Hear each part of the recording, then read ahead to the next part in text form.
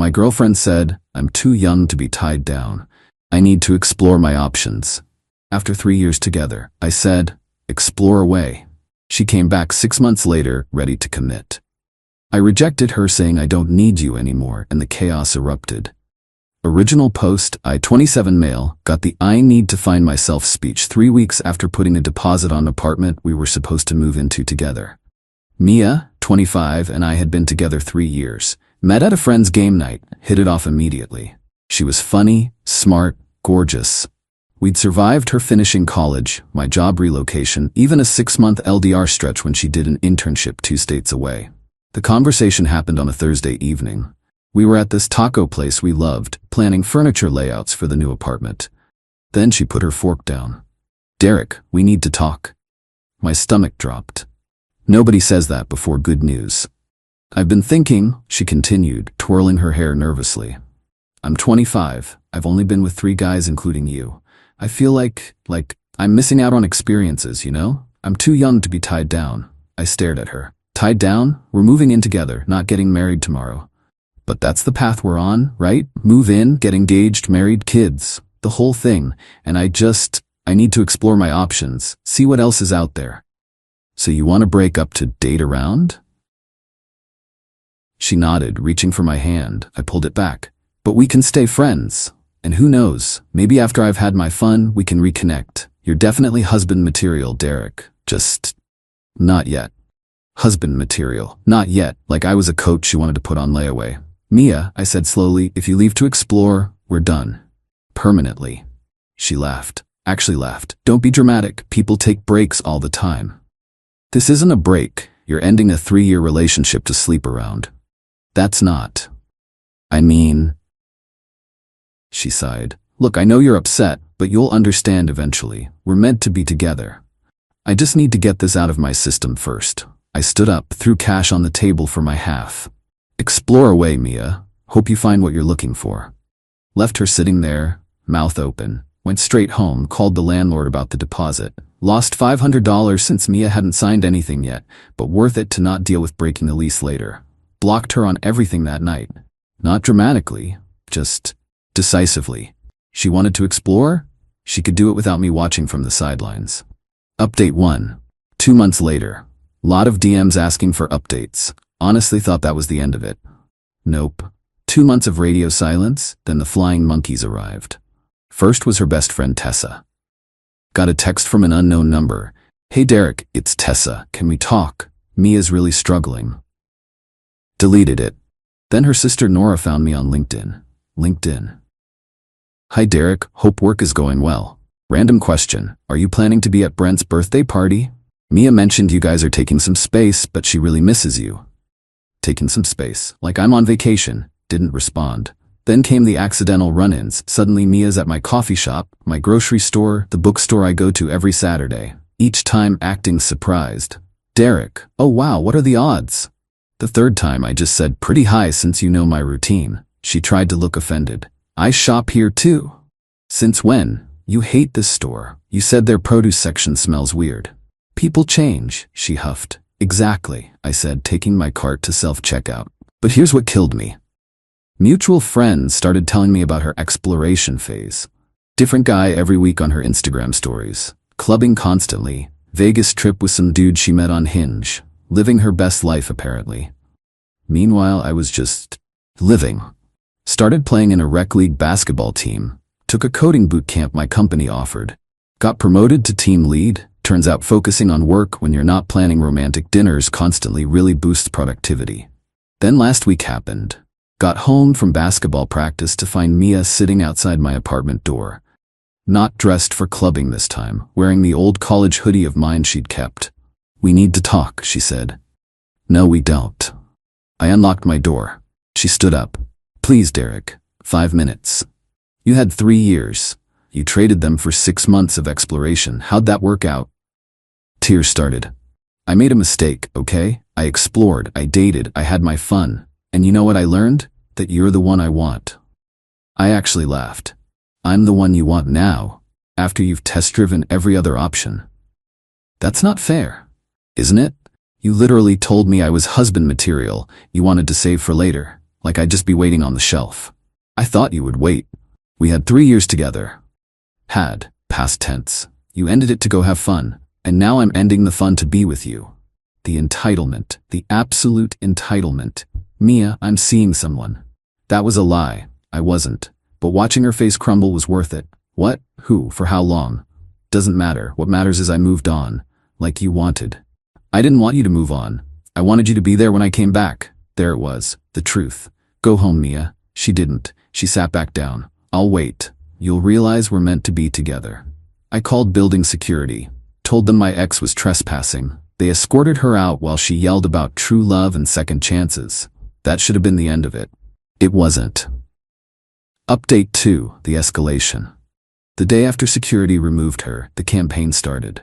First, she showed up at my job, told reception she was my girlfriend and needed to drop off my medication.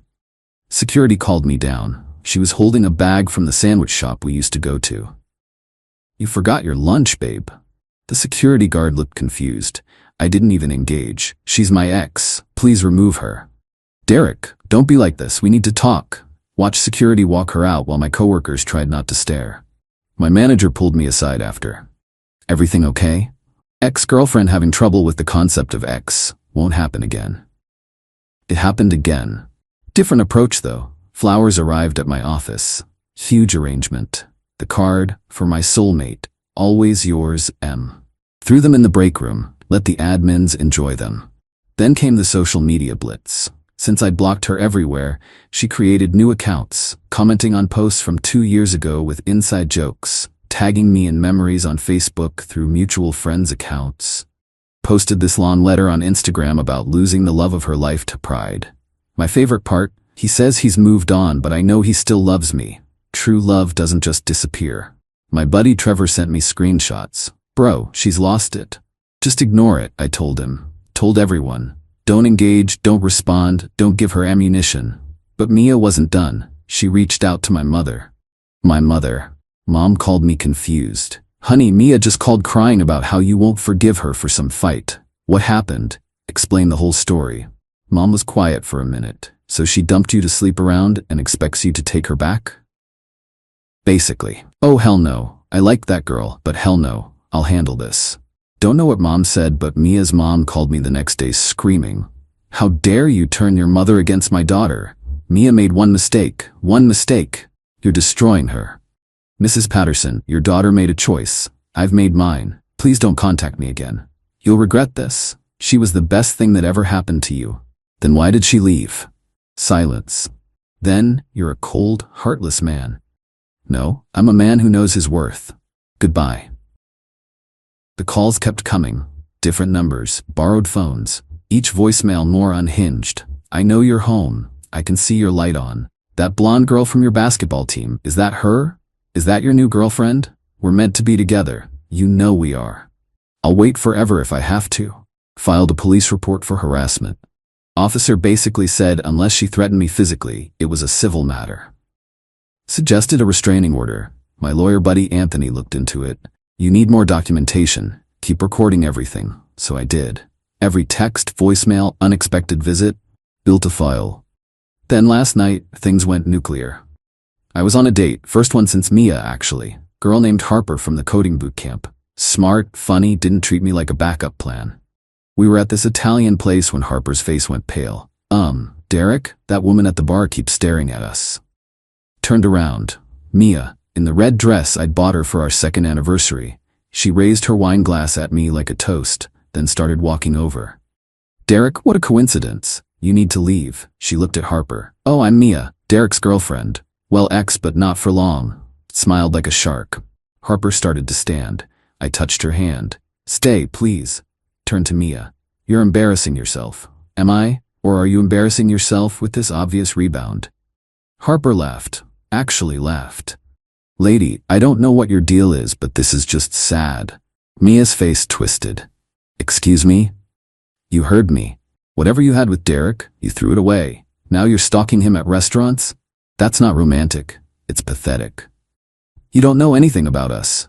I know he blocked you. I know you've been harassing him. I know you're about 3 seconds from getting arrested if you don't leave. I pulled out my phone. I'm calling the police.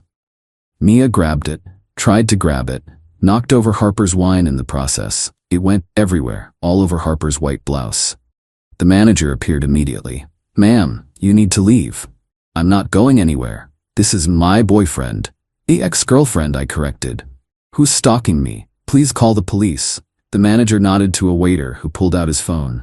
Mia realized she'd miscalculated. "Derek, don't do this, please. You did this. Every choice, every escalation, you did this." Cops arrived 10 minutes later. Took statements from me, Harper, the manager, even other diners who saw everything. Mia tried to spin it as a misunderstanding, but Harper's wine-soaked shirt told a different story. They didn't arrest her, but they gave her a criminal trespass warning for the restaurant and strongly suggested she leave me alone. As they escorted her out, she yelled, "This isn't over, Derek. We're meant to be together." Harper was incredible about it. Even joked that she'd never had such an eventful first date. We grabbed pizza after, but the mood was pretty shot. She did kiss me goodnight though and said, "Call me when you get that restraining order." Filed for the emergency protective order this morning. Court date next week. Final update, the reckoning. Court day arrived. I showed up with Anthony and a folder thick with evidence. Mia showed up with her mom and what looked like a lawyer she found on a bus bench ad.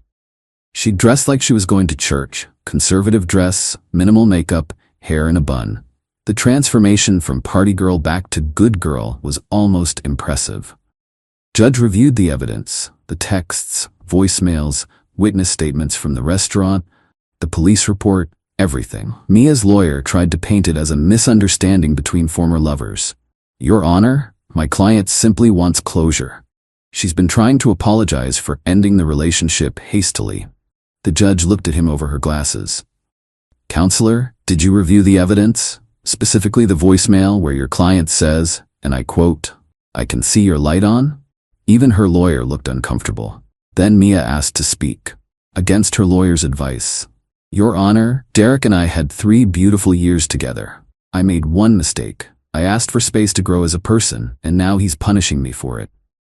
The judge flipped through papers. "You ended the relationship to, in your words, explore options?"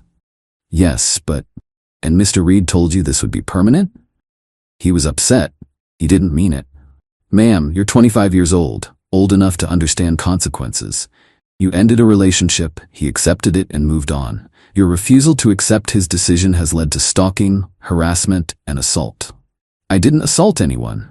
I knocked over a glass while attempting to grab his phone, after following him to a restaurant, while he was on a date." Mia started crying. "I just wanted him back. Is that a crime? The stalking and harassment?" "Actually, yes. Restraining order granted. 2 years. No contact. Stay 500 feet away, the whole deal." As we left the courthouse, her mom cornered me in the parking lot. "Are you happy now? You've humiliated her. Destroyed her reputation." "Mrs. Patterson, Mia did this to herself. She loved you." "No, she loved the idea of having me waiting as a backup plan. There's a difference. You'll die alone with that attitude." Anthony stepped in. "Ma'am, any further contact from you or your family will be considered violation of the protective order by proxy. Walk away." She huffed off, but not before spitting out, "Heck, she was too good for you anyway." "Right. That's why she was stalking me." The aftermath was swift. Mia lost her job. Turns out showing up to work sporadically because you're too busy stalking your ex doesn't impress employers. Her Instagram went from party pics to motivational quotes about surviving narcissistic abuse and rising from the ashes. Tessa reached out one last time through a mutual friend. "Just so you know, Mia's in therapy now. She realizes she messed up. Maybe in a year or 2 you could consider, no. But tell her therapy is great. Hope she learns from this. But we're never getting back together. Ever." "You're really cold, you know that?" "No. I'm someone who knows you can't treat people like safety nets." That was 3 months ago.